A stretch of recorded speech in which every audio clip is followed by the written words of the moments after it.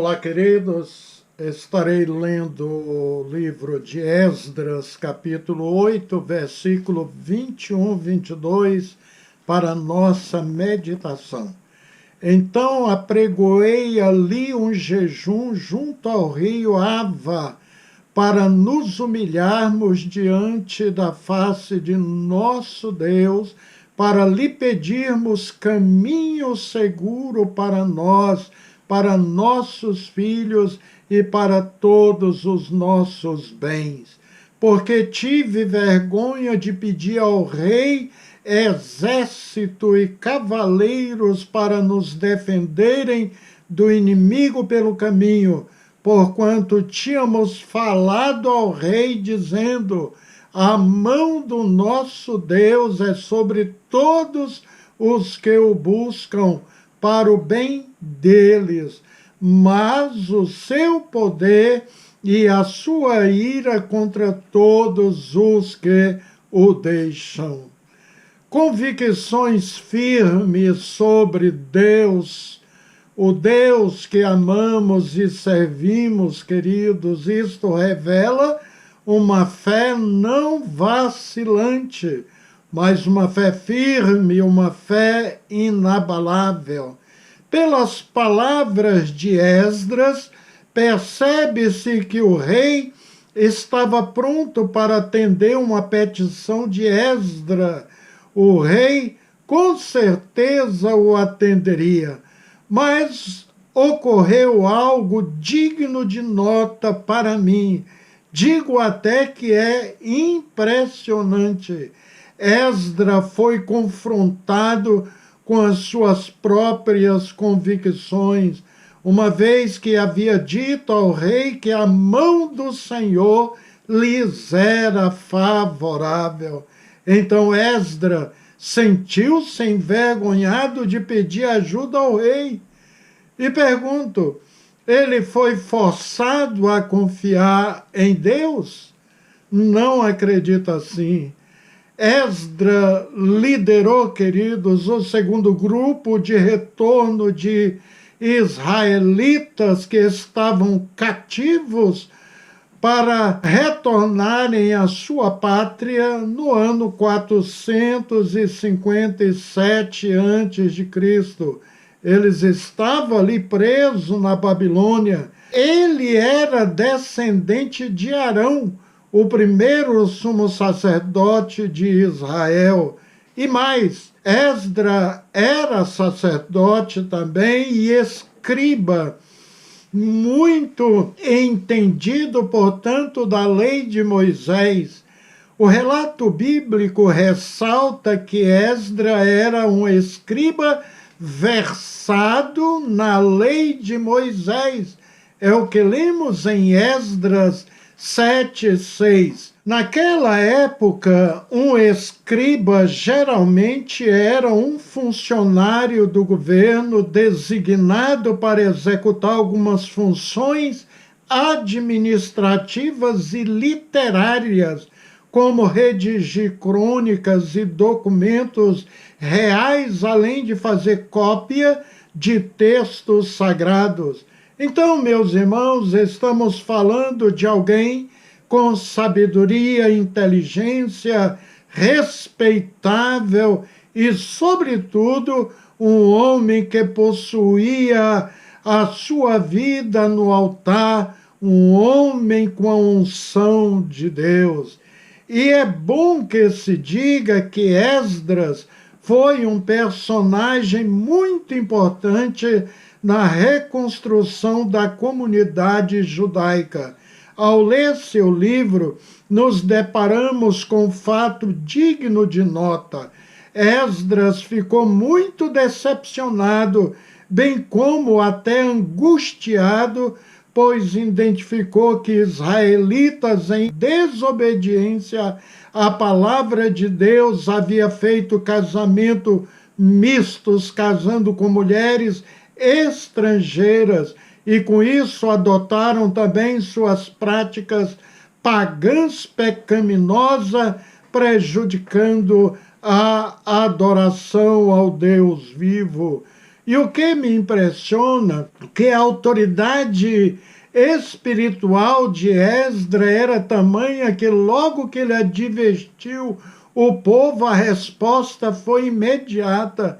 O povo reagiu bem à atitude proposta por ele, e alguns relataram que iriam abandonar estas mulheres pagãs, idólatras de múltiplos ídolos e também de Deus. Vale ressaltar que o sucesso da missão de Esdras se deu porque a boa mão de Deus estava sobre ele. São palavras dele. Usando também, queridos, este maravilhoso Deus, o rei Artaxerxes, que se moveu para libertar e ajudar no regresso à pátria querida e também colaborando financeiramente. Observe a leitura agora de Esdras 7, o 9 e o 27. Pois no primeiro dia do primeiro mês foi o princípio da partida de Babilônia, e no primeiro dia do quinto mês chegou a Jerusalém, segundo a boa mão do seu Deus sobre ele. Bendito seja o Senhor Deus de nossos pais, que tal inspirou ao coração do rei para ornar a casa do Senhor que está em Jerusalém. Observaram, queridos, o louvor, a gratidão de Esdras ao cuidado do seu Deus e também por Deus ter movido o coração do rei. Olha, queridos, como seria gratificante se todas as nossas ações fossem respaldadas por palavras e pela vida que vivemos. Nosso testemunho deve falar bem alto a todos os que nos cercam. Se confia no Deus que serve, então testemunhe isso para as pessoas, como fez Esdras. Ele nos revela em sua atitude que as adversidades os constrangiam a confiar ainda muito mais no Senhor, e deixou isto bem claro em suas palavras. Novamente quero repetir parte da fala de Esdras, porque tive vergonha de pedir ao rei exército e cavaleiros para nos defenderem do inimigo pelo caminho, porquanto tínhamos falado ao rei dizendo: a mão do nosso Deus é sobre todos os que o buscam para o bem deles. Ele disse: tive vergonha de pedir ao rei, isto porque eu já havia testemunhado que a boa mão de Deus iria conosco nesta empreitada, no retorno à nossa terra e em tudo aquilo que estava proposto em nossos corações de fazer. Parafraseando suas palavras, é como se Esdras estivesse a dizer: olha, é constrangedor pedir algo ao rei, se acabei de falar que Deus supre nossas necessidades, cuida de nós e nos dará bom termo. Isso me faz lembrar, queridos, do profeta Eliseu, que não quis receber as dádivas de Naamã, o general do exército sírio, que foi curado de lepra. Ele já tinha o suficiente. Agora quero mostrar algo impressionante que Deus fez em outra ocasião na vida de Eliseu. O rei Ben-Hadad da Síria deu a Eliseu um presentinho que dessa vez ele aceitou com alegria. Observe qual foi o presente. Foi, pois, Azael encontrar-se com ele e levou consigo um presente, a saber, 40 camelos carregados de tudo o que havia de bom em Damasco. Ao chegar, apresentou-se a ele e disse: teu filho Ben-Hadad, rei da Síria, enviou-me a ti para perguntar: sararei eu desta doença? Segunda Reis 8:9. Observaram? Esse rei dadivoso deu ao profeta Eliseu 40 camelos de tudo que havia de bom em Damasco. Então vamos fazer uma conta. Os camelos podem carregar até 450 quilos e, por serem úteis no transporte, em alguns lugares esses animais são chamados de navios do deserto. Certamente, queridos, o profeta Eliseu recebeu um super presente.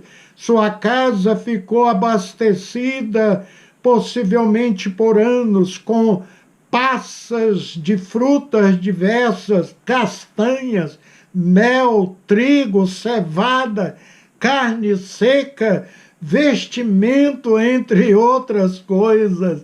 Eu digo isso porque no Oriente Médio é comum esse tipo de alimento. Então esse profeta de Deus, sem dúvidas, foi honrado por este rei com este volumoso presente. Voltando a Esdras, Deus o abençoou muitíssimo. O rei lhe enviara para a Palestina com uma grande comitiva de pessoas para a restauração da nação. Estavam entre esta leva muitos sacerdotes e servidores das diversas tarefas do culto no templo. Com eles também o rei devolveu objetos que Nabucodonosor havia levado por ocasião do cativeiro, tais como vasos e utensílios preciosos, tanto de valor material quanto de valor espiritual e cerimonial. Tudo isto, claro, significava risco à segurança da caravana, porque salteadores e ladrões violentos era o que não faltava por aqueles caminhos, conhecidos como os piratas do deserto. Assim, o rei havia oferecido escolta militar para proteger a todos, e Esdras estava como funcionário real a serviço. Então era natural a oferta do rei. Mas, querido, Esdras havia dito ao rei que a causa era de Deus, tinha a proteção de Deus, e eles estariam protegidos pela fé. Eles não iriam correr nenhum risco estando sobre a bênção de seu Deus. E por esta razão ele expressou que teve vergonha de pedir ajuda ao rei, vergonha de que tudo aquilo que ele tinha falado ao rei fosse tido como mentira, vergonha de que o rei jogasse em sua face: onde está o teu Deus agora? Você não dizia que ele é poderoso? E assim, como diz o texto, Esdras apregoou um jejum e o povo passou a orar e pedir misericórdia e proteção a Deus, sabendo que ele é capaz sim de cuidar dos mesmos e levar o rei a conhecer de fato Deus Altíssimo, que Israel servia e adorava.